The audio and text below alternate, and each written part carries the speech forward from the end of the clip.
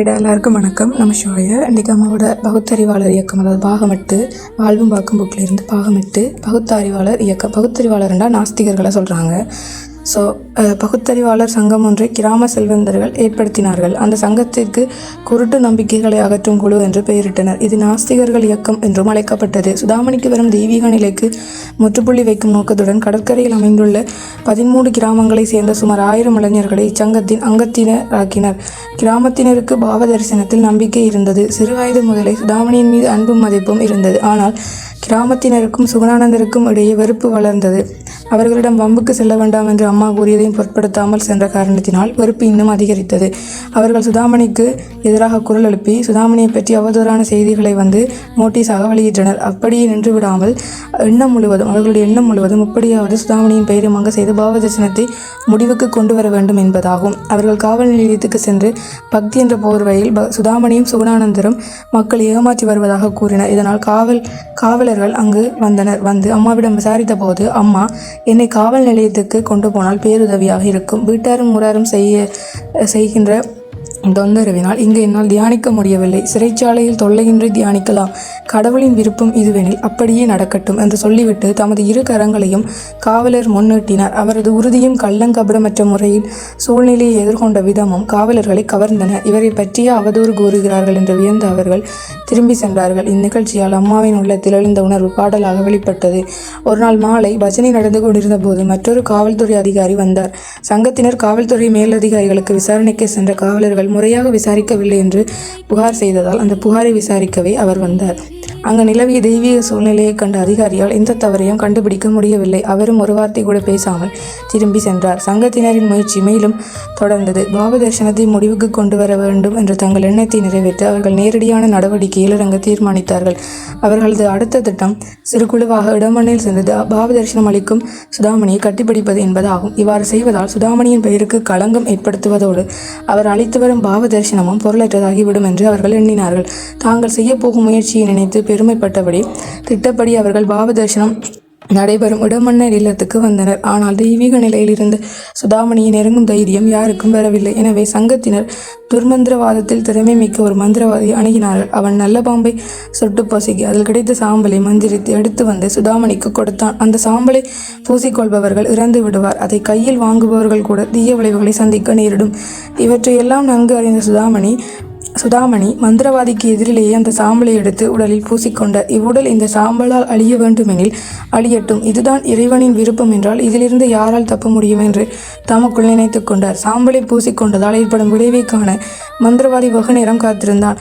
ஆனால் பல மணி நேரம் காத்திருந்தும் எதுவும் நிகழாததைக் கண்டு ஏமாற்றமடைந்த அவன் அங்கிருந்து போய்விட்டான். இப்போது சங்கத்தினர் மிகுந்த துணிவுடன் சுதாமணியை கொன்று அவரது தெய்வீக நிலையை முடிவுக்கு கொண்டு வர தீர்மானித்தார்கள். கிருஷ்ணபாவ தரிசன சமயத்தில் கையில் விஷம் கலந்த பாலுடன் உள்ளே சென்று சுதாமணிக்கு கொடுத்தனர். சுதாமணி முகத்தில் புன்னகையுடன் சிறிதும் தயக்கமின்றி பால் முழுவதையும் குடித்தார். கொலைகார பாதகர்கள் சுதாமணி இறப்பதை காண காத்திருந்தனர். ஆனால் சில நிமிடங்களுக்கு பிறகு சுதாமணி அவர்கள் இருந்த பக்கம் திரும்பி தாம் குடித்த பால் முழுவதையும் வாந்தி எடுத்தார். அதன்பின் தொடர்ந்து தரிசனம் அளிக்க ஆரம்பித்தார். அவருக்கு ஒன்றும் நேரவில்லை. பகுத்தறிவு இயக்கத்தினர் அங்கிருந்து ஓடிவிட்டனர். இதன்பின் அவர்கள் சுதாமணிக்கு செய்து வந்த அநீதிகள் தற்காலிகமாக நின்றன. பகுத்தறிவாளர்கள் சுதாமணிக்கு செய்து வந்த இன்னல்களால் மனக்கலக்கம் அடைந்தார் சுகுணானந்தர். இந்நாட்களில் சுதாமணி இரவில் நடுநேரம் வீட்டுக்கு வெளியில் தியானிப்பதும் ஆனந்தமாக நடனமாடுவதும் வழக்கமாக இருந்தது. சிலர் தனது மகளை அவமானப்படுத்த முயன்றதை அறிந்த தந்தை, நீ வீட்டுக்குள் வந்து படுத்துக்கொள் என்றார். அதற்கு சுதாமணி உறுதியான குரலில், எனக்கென்று சொந்தமாக வீடு எதுவும் இல்லை. பரந்த வழியில் தான் உறங்குவேன். கடவுள் எங்கும் நிறைந்தவர். அப்படி இருக்க நானேன் பயப்பட வேண்டும்? எனக்கு தீங்கிழைக்கும் நோக்கத்துடன் யாராவது வந்தால் கடவுள் என்னை காப்பாற்றுவார் என்று உறுதியாக பதிலளித்தார். கிருஷ்ணபாவ தரிசனம் தொடங்கிய பின் தமயந்தி அம்மா மகளின் கிருஷ்ணபாவத்தின் மீது நம்பிக்கை வைத்தார். ஆனால் பாவ தரிசனம் முடிந்த பின் சுதாமணியிடம் பழையபடியே நடந்து கொண்டார். சுதாமணியிடம் கிருஷ்ணனின் தெய்வீக நிலை பாவ தரிசன சமயத்தில் மட்டுமே வழிபடுவதாகவும் மற்ற சமயங்களில் தனது மகள் சாதாரண வேலைக்காரி என்ற தவறான கருத்து இதற்கு காரணமாகும். ஆனால் தமயந்தி அம்மாவால் மகளிடம் பழையபடி வீட்டு வேலைகளை செய்ய சொல்ல முடியவில்லை. ஏனெனில் சுதாமணி வேலை செய்து கொண்டிருக்கும் போதே அடிக்கடி சமாதியில் ஆழ்ந்து விடுவார். சமைக்கும் போதோ காயல் நீரில் செல்லும் போதோ சமாதி நிலையை அடைந்தால் மிகவும் ஆபத்தாகிவிடும். ஆகவே வீட்டு வேலைகளிலிருந்து சுதாமணி விடுபட்டார். முன்பே குறிப்பிட்டது போல தமயந்தி அம்மா மிகவும் வைதீகமானவர். இதை தனது பெண்கள் விஷயத்திலும் கடைபிடித்தார். பாவதர்சனம் முடிந்த பிறகு எந்த ஆணுடனும் பேச விடாமல் சுதாமணியை அவர் தடுத்து வந்தார். முக்கியமாக இளம் ஆடவருடன் பேச அனுமதிப்பதில்லை. அப்படி பேசிவிட்டால் தமயந்தி அம்மா சிறிதும் தயக்கமின்றி கடுமையாக திட்டவும் அடிக்கவும் செய்து வந்தார். சுதாமணியின் நடத்தையால் குடும்பத்துக்கு கெட்ட பெயர் வந்துவிடும் என அவர் பயந்தார். சுதாமணி விருப்பு வெறுப்புகளுக்கும் உடல் உணர்வுகளுக்கும் அப்பாற்பட்டவராக இருந்த போதும் அவரது பெற்றோர் பாவதரிசன சமயத்தை தவிர மற்ற நேரங்களில் அவரை சாதாரண பெண்ணாக எல்லா மனித உணர்ச்சிகளும் ஆசைகளும் பலவீனங்களும் நிறைந்தவராகவே கருதி வந்தார்கள். சுதாமணியின் மூத்த சகோதரனான சுபகன் அடங்காத இயல்புள்ளவன். அவனால் சுதாமணி பக்தர்களுக்கு தரிசனம் அளிக்கும் முறையையும் பஜனை பாடுவது ஆடுவது போன்ற செயல்களையும் ஏற்றுக்கொள்ள முடியவில்லை. இருமைகளை கடந்தவரான சுதாமணி ஆண் பெண் வயதானோர் சிறுவர்கள் என்கின்ற பேத பாவமின்றி தரிசனம் அளித்து வந்தார். பெண் என்பவள் மௌனமாக பிறர் கண்களில் படாமல் வீட்டில் இருந்தபடி ஆணுக்கு சேவை செய்ய வேண்டியவள் என்பது சுபகனின் கருத்தாகும். இதனால் அவன் சுதாமணியின் வழியில் பல தடங்கல்களை ஏற்படுத்தி வந்தான். ஒரு நாள் சுபகன் பக்தர்கள் கிருஷ்ண பாவ தரிசன சமயத்தில் ஏற்ற உபயோகித்து வந்த விளக்கை உடைத்து விட்டான். இரவு பாவ தரிசனம் காண வந்த பக்தர்கள் விளக்கு உடைத்திருப்பதைக் கண்டு மனம் வருந்தினர். ஏற்றி வைக்க வேறு விளக்கு இல்லை.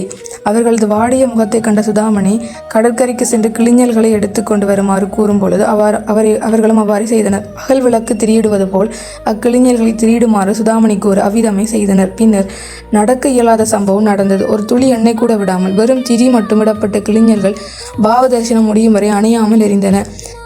இது எப்படி நிகழ்ந்தது என்ற கேள்விக்கு சுதாமணி பக்தர்களின் சங்கல்பத்தால் அவை எரிந்தன என்றார். அடுத்த பாவ தரிசனத்தின் போது விளக்கு உடைந்த விஷயத்தை சிறிதும் அறியாத பக்தர் ஒருவர் விளக்குகளை அன்பளிப்பாக தந்தார்.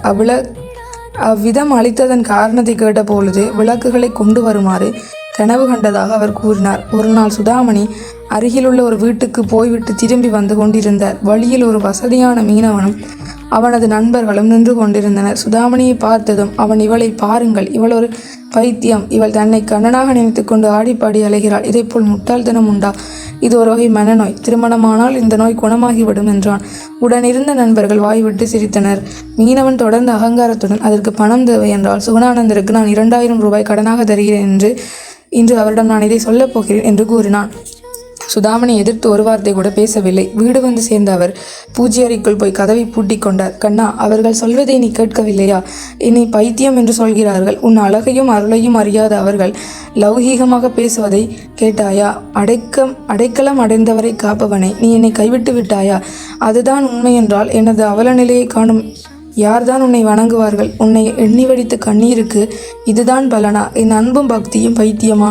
என் புகலிடமே கண்ணா, நீலவானம் உன் புன்முறுவல் தவழும் திருமுகம் அல்லவா? கடலலைகளாக நடனமாடுவது நீ அல்லவா?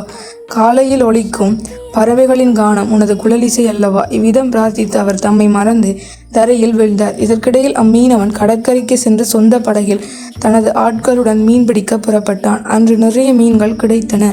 மிகுந்த மகிழ்வுடன் திரும்பினார்கள். மீனவனிடம் வேலை பார்க்கும் மீனவர்களில் சிலர் சுதாமணி மீது பக்தி கொண்டவர்கள். திரும்பி வரும் வழியில் அவர்களுள் ஒருவன், என்ன இருந்தாலும் அந்த சிறிய பெண்ணின் மனம் நோக பேசியிருக்க வேண்டாம் என்றான். மீனவனோ ஆணவத்துடன், அதில் என்ன தவறு? அவளது மனம் நோக பேசிய காரணத்தால் நான் என்றையும் விட இன்று நிறைய மீன்கள் கிடைத்துள்ளன என்று கூறினான். பக்தர்கள் வாயடைத்து போய் தலை குனிந்து அமர்ந்தார்கள். படகு பறைய கடவை நெருங்கி கொண்டிருந்தது. திடீரென மீனவன், படகை நீண்ட கரைக்கு செலுத்துங்கள், பறைய கடவை விட அங்கு நல்ல விலை கிடைக்கும் என்றான். அவ்வாறே படகு நீண்ட கரையை நோக்கி திரும்பியது. கரையை அணுகும் போது சற்றும் எதிர்பாராமல் கடல் கொந்தளிப்பு ஏற்பட பேரலைகள் கிளம்பி படகின் இருபுறமும் மோதின. இதனால் மீன்களும் வலைகளும் பேரலைகளின் கைகளில் சிக்கி மேலும் கீழும் சென்றனர். படகை செலுத்துவோர் படகை கட்டுப்பாட்டில் கொண்டு வர முயன்ற முயற்சி வீணானது. படகிற்குள் தண்ணீர் புகுந்தது. அடுத்த நொடியில் நிலை குலைந்த படகு ஒரு பாறையில் மோதி நொறுங்கியது. அன்று கிடைத்த மீன்கள் நஷ்டமடைந்தன. வலைகள் பாறையில் சிக்கி சின்ன பின்னம் ஆகிவிட்டன. பணக்கார மீனவனின் விலை மிகுந்த படகு நொறுங்கிவிட்டது. மீனவனும் அவனது ஆட்களும் பெரிதும் முயற்சி செய்து நீந்தி கரை சேர்ந்தனர். எதிர்பாராத இந்த விபத்தால் அந்த மீனவன் மிகவும் நிலை குலைந்து விட்டான். இப்போது தலை குனிந்து நிற்கும் நிலை அவனுக்கு வந்தது. இவ்வளவு பெரிய நஷ்டத்தை தாங்க முடியாமல் உடைந்த இதயத்துடன் மணலில் படுத்து விட்டான். சுதாமணி மீது பக்தி கொண்ட மீனவர்கள் இப்போது தங்களுக்குள், இறைவனின் தீர்ப்பை பார்த்தாயா? இப்போதுதான் சுதாமணியை கிண்டல் செய்ததால் வந்த அதிர்ஷ்டத்தால் நிறைய மீன்கள் கிடைத்துள்ளன என்று சொன்னாய். ஆனால் நடந்ததை பார் என்று பேசிக் கொண்டிருந்தனர். மற்றொரு மீனவன் பறைய கடவிலிருந்து புறப்படுவதற்கு முன் சுதாமணி மனநோயால் பாதிக்கப்பட்டிருப்பதாகவும் அவரது திருமணத்துக்காக 2000 ரூபாய் கடனாக கொடுப்பதாகவும் சொன்னார். இப்போது அந்த பணத்தை எங்கிருந்து கடன் வாங்குவார் என்று பார்க்கலாம். இந்த விபத்தால் மீனவருக்கு சுமார் 75,000 ரூபாய் வரை நஷ்டம் ஏற்பட்டது. எல்லா மீனவர்களும் பஸ் ஏறி தங்கள் வீட்டை அடைந்தனர். இந்த செய்தி கிராமம் முழுவதும் பரவியது. அந்நாட்களில் சில சமயங்களில் சுதாமணி திடீரென்று 3 வயது குழந்தையைப் போல் மாறிவிடுவார். பக்தர்களிடம் குறும்புகள் செய்வார். கிருஷ்ணபாவ தரிசனம் முடிந்த பின் உறங்கிக் கொண்டிருக்கும் பக்தர்களை நோக்கி ஓசை எழுப்பாமல் மெல்ல நடந்து செல்வார். ஒரு பெண்மணியின் புடைவை தலைப்புடன் மற்றொரு பெண்மணியின் பின்னலை சேர்த்து முடிந்து விடுவார். மற்றொரு சமயம் கை நிறைய மணலை எடுத்து வாயை திறந்து உறங்கும் பக்தரின் வாயில் போடுவார். கால் ஊனமுற்ற ஹர்ஷன் சுதாமணியின் உறவினன் ஆவான். ஹர்ஷன் சுதாமணி மீது மிகுந்த மதிப்பும் அன்பும் வைத்திருந்தான். தரிசனம் முடியும் போது அவன் எங்காவது படுத்து உறங்கிக் கொண்டிருந்தால் சுதாமணி அவனை தேடி கண்டுபிடித்து அவனது 2 கால்களையும் பிடித்து தரையில் முழுவதும் இழுத்து கொண்டு செல்வார். ஹர்ஷன் இதை மிகவும் ரசிப்பான். பக்தர்களும் சுதாமணியின் குழந்தை போன்ற விளையாட்டை கண்டு சிரித்து மகிழ்வார்கள். சுபகன் சுதாமணி இது போன்ற வழக்கத்துக்கு மாறான செயல்களை செய்வதை சிறிதும் விரும்புவதில்லை. ஆன்மீகத்தை பற்றி ஆரம்ப பாடத்தை கூட படிக்காத அவனால் இதை எப்படி புரிந்து கொள்ளவோ விரும்பவோ முடியும்?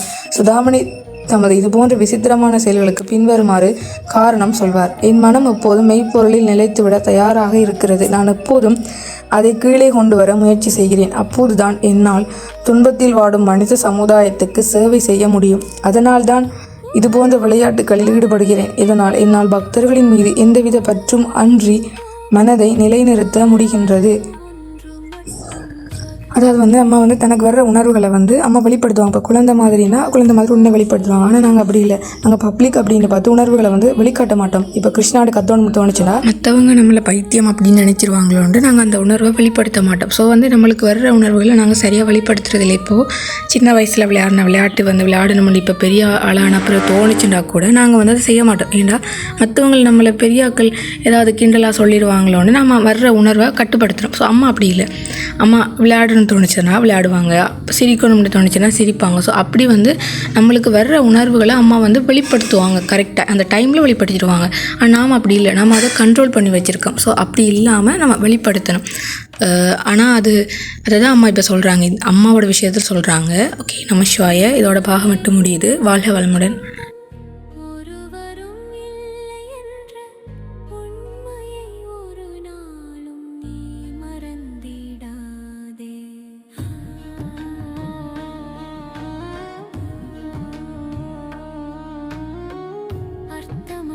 கர்மங்களை செய்து கொண்டே சம்சாரத்தில் பயனின்றி நீயும் வீணாய் அலைகின்றாயே. காயமது மாயமதனை சவம் என்று உணர்ந்து கொண்டு சத்தியத்தை அறிந்திட நாம் வழி தேடுவோம். நிலையில்லா உலகினை நிஜமென்று எண்ணிடாதே. மெய்ப்பொருளாம் அந்த சக்தி